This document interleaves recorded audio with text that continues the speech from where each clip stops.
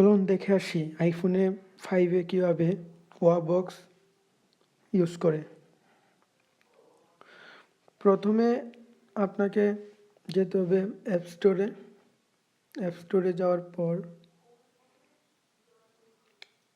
Search করবেন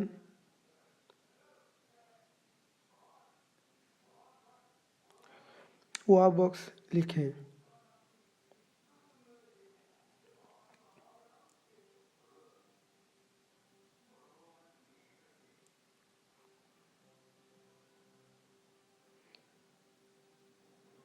তারপর download আইকনে ক্লিক করবেন, আর কিছুক্ষণের মধ্যেই সফটওয়্যারটি ডাউনলোড হয়ে যাবে। এই তো ডাউনলোড হয়ে যাচ্ছে।